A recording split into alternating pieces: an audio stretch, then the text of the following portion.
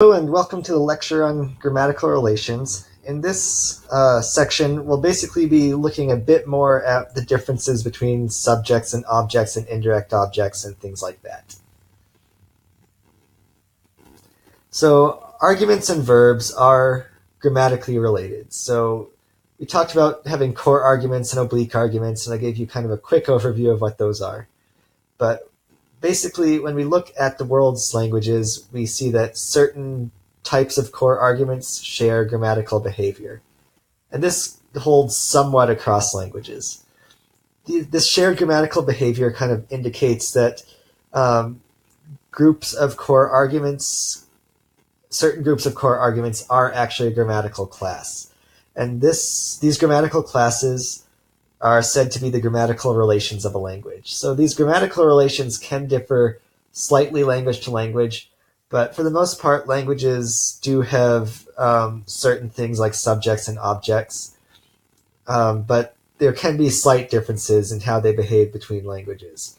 But as long as they are consistent within a language, that's kind of the important part here. So in English, the main grammatical relations are subject, object, indirect object, and oblique. So oblique is kind of the lack of a grammatical relation to the verb, whereas subject, object, and indirect object all have some kind of direct grammatical relation to the verb. So in English, subjects are kind of the thing that performs the action in a sentence. And there are a few different ways we can look at subjects and see that they have a consistent behavior. The first part is that subjects in English tend to have a very specific order in the sentence. So the subject as a constituent is going to be the argument that is immediately before the verb.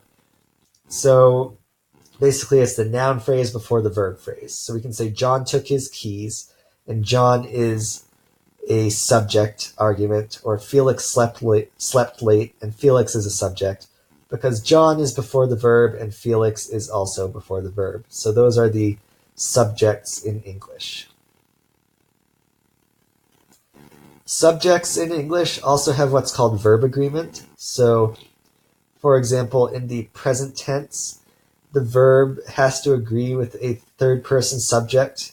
It does not have to agree with the object. So if we change the subject around and the verb changes, kind of the verb tense, or not the verb tense, but if the verb ending changes because the subject is different, that is kind of a behavior that subjects have, as opposed to objects. So we say Chris eats a pie, but not I eats a pie, because in this first one, Chris eats a pie, Chris is agreeing with the verb, and the verb is agreeing with Chris.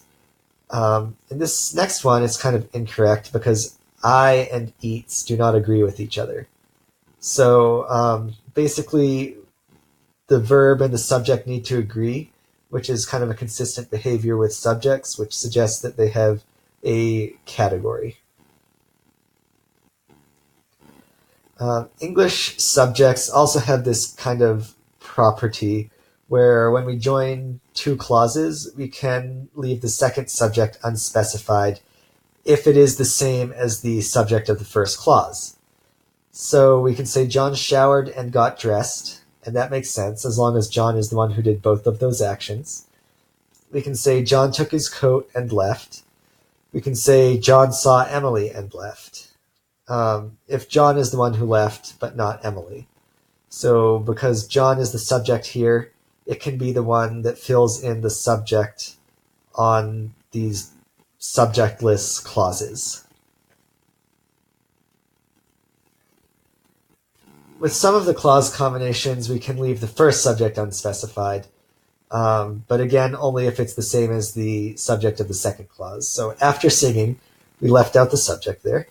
John thanked the chorus. So because John is the one who is singing, we can leave out one of those instances of John.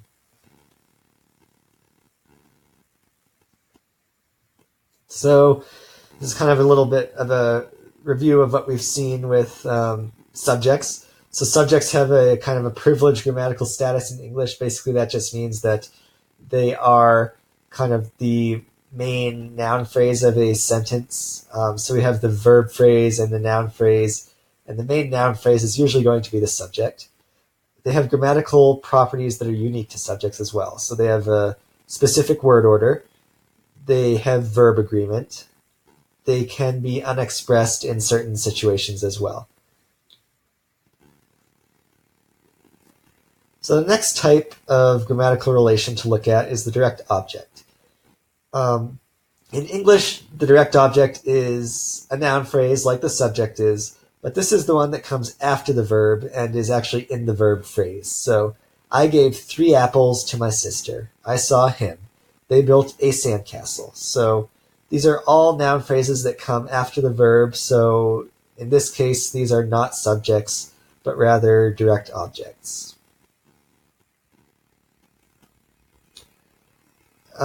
So like subjects, direct objects do have certain grammatical properties that are consistent with all the other direct objects. So these properties include things like directly following the verb in the verb phrase, like we saw already. But it also includes distinct object pronouns for certain person and number combinations. So basically, we say me instead of I, or us instead of we, or him instead of he, or her instead of she, or them instead of they. So these are different pronouns from the subject pronouns. So that was kind of direct objects. There are also what's called an indirect object. Indirect objects in English are going to be usually marked by a preposition to, while a direct object is not going to take any marking. So we say Dana gave the keys to Mary Ray, or tell that to the judge. The ones in red are the direct objects, and the ones in blue are the indirect objects. So basically, the direct objects don't have a preposition like to, while the indirect objects do. So indirect objects are also grammatically distinct from oblique noun phrases that follow to. So we have this example, she went to Portland, where Portland is oblique. Portland isn't actually interacting with the verb, in English anyway. In that example we saw from Nez Perce earlier, this would perhaps be considered an object of some kind. But in English, these obliques don't really behave like objects. We can take them out, and they're just really telling us the location of where something happened. So some of the evidence for indirect objects is that they can be shifted to directly after the verb in a double object construction, and when this happens, they don't have a preposition. So instead of saying I taught French to 3 students, we can say I taught 3 students French, and that is an indirect object, the 3 students, despite not having a to preposition, and despite being directly between the verb and the direct object. Oblique arguments can't be shifted like that. So she drove her car to Portland. We can't say she drove Portland her car. So that's kind of part of the rationale for treating indirect objects as distinct from obliques. So the oblique itself is what we'll focus on right here. An oblique is basically an argument that's not a subject object or indirect object. So these oblique arguments are typically noun phrases, and usually they're going to be in a prepositional phrase. They don't really have a grammatical relation with the verb, and there's no behavior that really unites them or defines them as a special class. So subjects and objects and indirect objects all had some kind of behavior that was consistent between them. Obliques really don't. This is just kind of a category for arguments that don't fall into one of the 3 main categories. So here's one of the potential homework, or not homework. Here's one of the potential extra credit or quiz questions for you. So look at each of these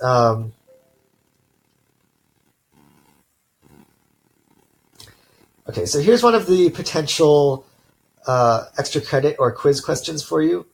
What I'd like you to do here is look at each of these underlined noun phrases and decide what type of grammatical relation is it. So is it a subject, an object, an oblique? Is it an indirect object?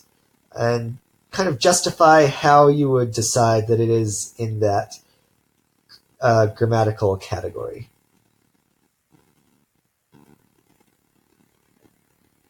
So grammatical relations are going to be a little different cross-linguistically. So languages can differ in the number or type of grammatical relations they have, and the behaviors of each of these grammatical relations can be different. So subjects in English are going to behave differently from subjects in another language.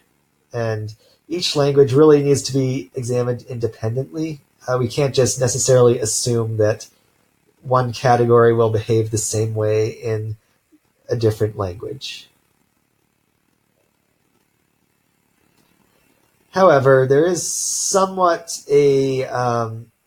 there can be kind of some consistency. It doesn't necessarily hold between all languages, but for example, subjects in languages tend to have a fixed position with respect to the verb and the object. That position may be different. In English, it's before the verb. In another language, it might be after the verb. Languages typically have a nominative case for their subjects. So a case marker is something we don't have a lot of in English, but basically it's going to be a marker that will tell us that something is a subject. So in languages that do mark for cases, the nominative one will tell us it's a subject as opposed to an object. Object markers will have a different case marker, but basically a nominative case marker in a language typically indicates that we're talking about a subject. And subjects also typically will have verb agreement. So subjects are what will trigger a certain ending on a verb. So here's just an example of nominative case in Japanese. We have this ga is a marker that tells us that taro is a nominative case, and taro happens to be the subject, so taro came. We also have this case marker ga again telling us that taro is the subject, so taro bought a book. And this holds whether the verb is transitive or intransitive. So Dolakha Newar also has subject agreement in its verbs like English does. We have G is the subject, and then it has a first person singular verb ending. This tells us that we have a verb agreeing with a first person singular subject, I. So we have I, Jin, and we have a first person singular verb ending again. And we have chi, you, and a second person singular verb ending, and chi, and a second person singular verb ending again. So basically we have a verb agreeing with the subject in person and number, whether or not it's transitive. So objects typically have a grammatical behavior of position, just like with subjects. So in English, this position is after the verb. It also typically has an accusative case marker. They do also sometimes have verb agreements in some languages. So this is another example from Nez Perce, but basically we have two markers we're going to be looking at here. We have an accusative suffix, so basically this ne is an accusative marker in Nez Perce. That tells us that we is the object of this sentence. So we is the object. That gets translated into us as English. So we also have nes, which is agreeing with a plural object. So in Nez Perce, they have objects triggering verb agreement rather than subjects being the only thing that triggers verb agreement. So nes is a plural object marker that goes on the verb if we're talking about a plural object. So that's what I have for you in terms of, of grammatical relations. In this next unit, we will be looking at semantic case roles.